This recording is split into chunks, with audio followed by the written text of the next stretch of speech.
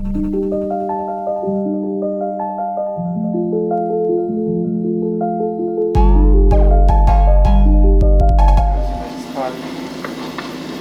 ça va? Bonjour. Qu'est-ce que vous regardez? Qui? Moi? Oui, vous, qu'est-ce que vous regardez? Rien. Si, je m'excuse, mais vous regardiez quelque chose. Non, je regardais votre oreille. Qu'est-ce qu'elle a, mon oreille? Vous êtes Otorino? Non. Bon, alors foutez-moi la paix. Cette année, on met en hommage à un grand monsieur qu'on admire beaucoup, Bertrand Blier.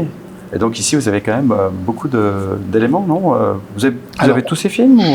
On en a beaucoup, très certainement, et on a naturellement tous les films de Blier qui ont été distribués en Suisse.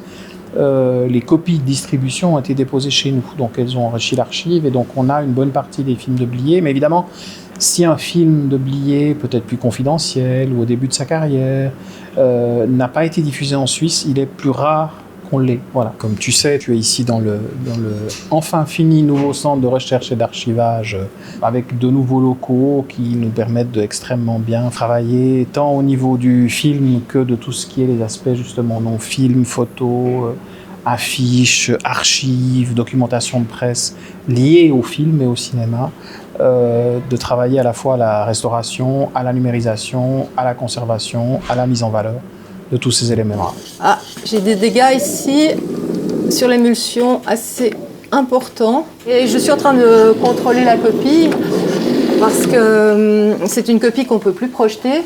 Là, vous en voyez quelques exemples. Pourquoi, en fait? Ça veut dire que ça donne une expérience de visionnement de film, de découverte de l'œuvre qui n'est plus, qui ne rend plus hommage à ce que c'était voulu. Cette copie va partir en archive où elle va être conservée dans les meilleures conditions. Elle ne va plus sortir afin d'être préservée. Il faut bien se rendre compte qu'en termes de patrimoine, le patrimoine muet a été beaucoup détruit après usage et après visionnement, et donc il ne subsiste que 20 Tout simplement à jeté, 30 c'est ça? Parce qu'on Pas jetait tout à fait jeté, recyclé. On récupérait les sels d'argent parce qu'ils valaient cher, Ouais. pour en faire des choses en argent, et on récupérait la cellulose pour en faire des peignes. Ah ouais. Donc Ah peut-être oui, bien qu'on sûr. se peignait avec des films. Il y a 70% de la création de l'époque du muet qui a disparu complètement. Combien? 70%.